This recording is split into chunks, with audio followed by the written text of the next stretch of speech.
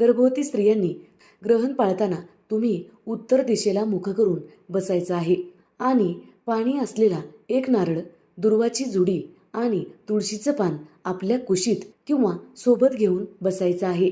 यामुळे ग्रहणाचे नकारात्मक परिणाम तो नारळ शोषून घेतो. ग्रहण सुटल्यानंतर हा नारळ, दुर्वा, तुळशीपत्र वाहत्या पाण्यात विसर्जित करावे किंवा कोणत्या तरी झाडाच्या बुडाशी ठेवावे. हे नारळ, तुळशीपत्र चुकूनही खाऊ नका.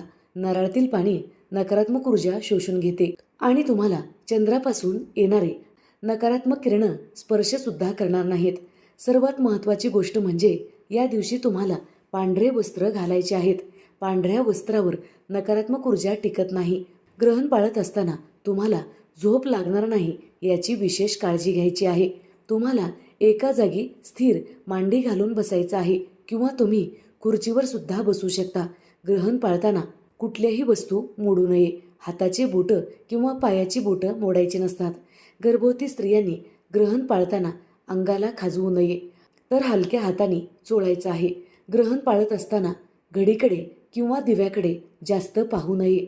गर्भवती स्त्रियांनी शक्य असल्यास धार्मिक पुस्तकं जवळ घेऊन बसायचं आहे. तर मंडळी, गर्भवती स्त्रियांनी मोबाईल, लॅपटॉप, इतर कोणत्याही इलेक्ट्रॉनिक वस्तूपासून दूर राहायचं आहे. कारण मोबाईल आणि लॅपटॉपमध्ये रेडिएशन असतं. तर हे तुमच्या बाळासाठी आणि तुमच्यासाठी खूप नकारात्मक ठरू शकतं. म्हणून मोबाईल आणि लॅपटॉप यापासून आपणास दूर राहायचं आहे.